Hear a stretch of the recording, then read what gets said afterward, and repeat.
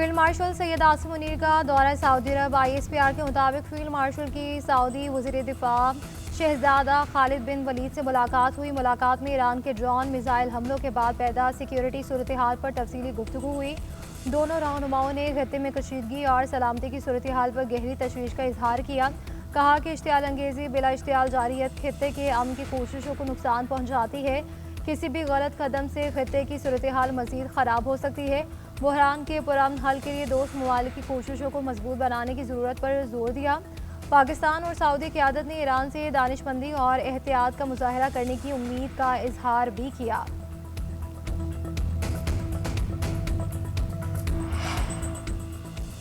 Iran पड़ोसी ममालिक पर हमलों में पहल नहीं करेगा जब तक वहाँ से हमले शुरू ना हो। ईरानी सदर का अहम पैगाम। ईरानी मीडिया से गुफ्तगू करते हुए मसूद पज़ेशियान ने अब तक होने वाले हमलों पर पड़ोसी ममालिक से माजरत कर ली। अबूरी काउंसिल ने पड़ोसी ममालिक पर मजीद हमले न करने की मंजूरी दी है जब तक ईरान पर वहाँ से हमला शुरू नहीं होता। ईरान की जानिब से इन्हें मजीद निशाना नहीं बनाया जाएगा। ईरानी सदर का कहना था कि ईरान अमरीका इसराइल के सामने सरेंडर नहीं करेगा। दुश्मन को ईरानी अवाम के हथियार डालने की ख्वाहिश को कब्र में ले जाना पड़ेगा।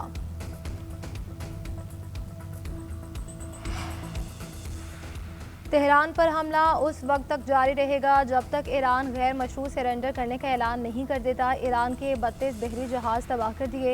अमरीकी सदर डोनाल्ड ट्रंप का कहना है कि ईरानी अस्करी क़यादत और एयरफोर्स को मुकम्मल ख़त्म कर दिया। ईरान जंग में अमरीका बहुत अच्छी पोजीशन में है। हम ईरान की मौजूदा क़यादत का सफाया चाहते हैं। अमरीकी फ़ौज कामयाबी से ऑपरेशन कर रही है। मुश्तबा खामनाई बतौर सुप्रीम लीडर कबूल नहीं। हमारे पास कुछ लोग मौजूद हैं जो ईरान में अच्छा काम कर सकते हैं। अच्छे रहनुमा के आने से ईरान की मईशत को मजबूत बनाएंगे। अमरीकी असलहा साज कंपनियों ने जदीद हथियारों की पैदावार 4 गुना बढ़ाने पर इतफाक़ कर लिया। अमरीकी दिफाई कंपनियों ने जदीद हथियारों की तैयारी बढ़ाने का फैसला किया है।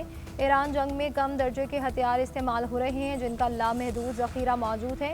ईरानी को तेहरान के खिलाफ जंग में शामिल हों। जंग के फैलते ही ईरान पर हमला करें। अमरीका जल्द ऐसे इक़दाम करेगा जिससे तेल की कीमतों का दबाव कम होगा।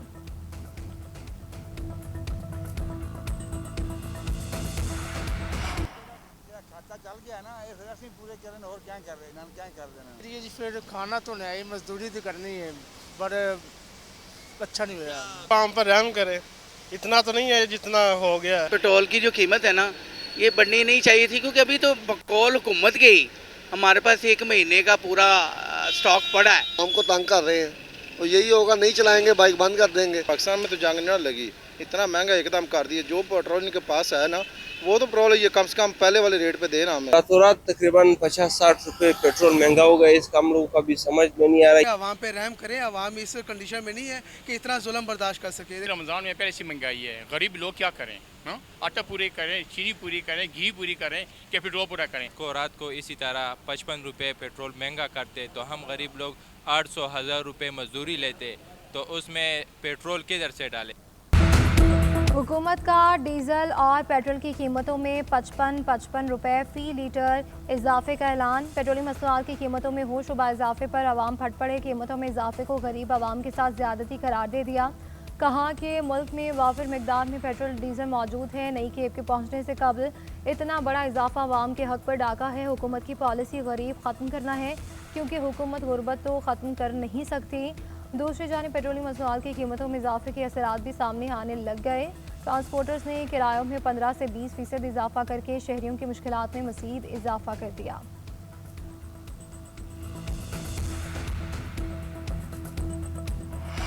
पेट्रोल और डीजल की कीमत में 55 रुपये फ़ी लीटर इजाफा। पेट्रोल की नई कीमत 321 रुपये 17 पैसे और डीजल की 335 रुपये 86 पैसे हो गई। मिट्टी का तेल भी 130 रुपये 8 पैसे फ़ी लीटर महंगा कर दिया गया। नई कीमत 318 रुपये 81 पैसे तक पहुंच गई। ट्रांसपोर्टर्स ने किरायों में मनमाना इजाफा कर दिया। गुड्स और इंटरसिटी किरायों में 10 से 20% इजाफा किया गया। पेट्रोलियम मसनूआत की कीमतों में होशरुबा इजाफे ने अवाम को खून के आंसू रुला दिया।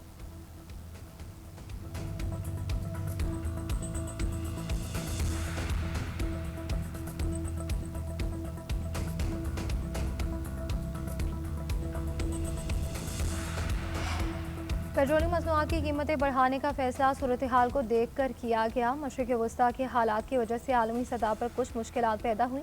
अताउल्लाह तारर का कहना था कि पाकिस्तान सिफारती सतह पर इक़दाम उठा रहा है और कई ममालिक से राब्ते में है। ईरान से मुतालिक पाकिस्तान बेहतरीन सिफारतकारी कर रहा है।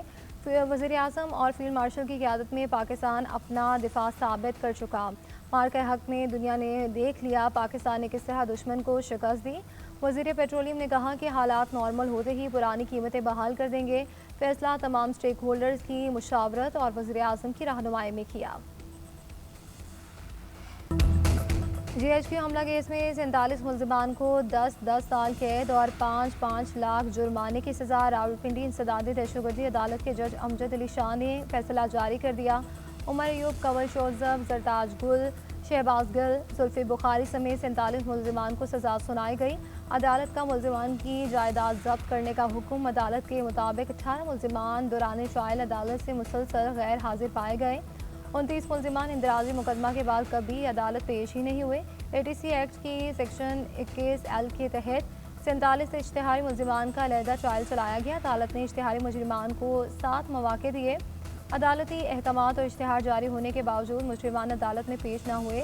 सज़ा पाने वाले मुल्ज़िमान 9 मई के वाक़यात की साजिश में मुलव्विस पाए गए। JIT रिपोर्ट ने मुल्ज़िमान को पुरतशद्दुद एहतजाज की मनसूबाबंदी में मुलव्विस करार दिया है। मुकदमे में बानी PTI और शामी महमूद कुरैशी समेत 118 मुल्ज़िमान पर फर्द जुर्म आयद की गई। अब तक इस तगाज़ा के कुल 44 गवाहान के बयानात रिकॉर्ड किए गए। सिक्योरिटी फोर्सेस की बलूचिस्तान के 2 मुख्तलिफ इलाकों में कार्रवाइयाँ। ऑपरेशन के दौरान फितनल खारिज और फितनल हिंदुस्तान के 15 दहशतगर्द हलाक हो गए।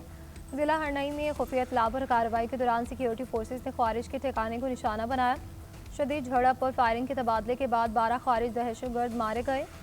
हलाक दहशतगर्द भारतीय हिमायत याफ्ता नेटवर्क का हिस्सा थे और मुख्तलिफ दहशतगर्द कार्रवाइयों में मुलव्विस थे। दूसरा इंटेलिजेंस बेस्ड ऑपरेशन बलूचिस्तान के इलाके बिसीमा में किया गया। सिक्योरिटी फोर्सेस और दहशतगर्दों के दरमियान शदीद फायरिंग के तबादले में 3 दहशतगर्द मारे गए। दहशतगर्दों के कब्जे से भारी मिकदार में असलहा, गोला बारूद और धमाका खेज मवाद बरामद।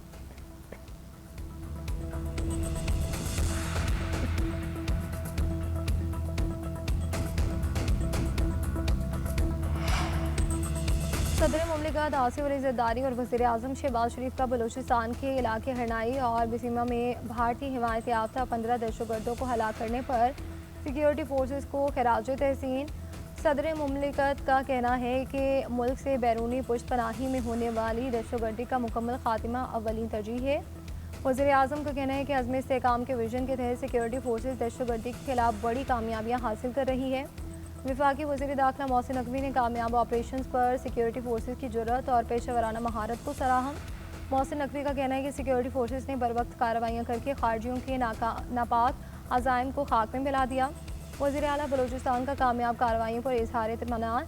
सरफराज बुगटी का कहना है कि बहादुर सिक्योरिटी फोर्सेस ने बर वक्त और मौसर कार्रवाई करते हुए दुश्मन के नापाक अज़ाइम को नाकाम बनाया। बलूचिस्तान में पायदार अमन का क़याम हुकूमत की अव्वलीन तरजीह है।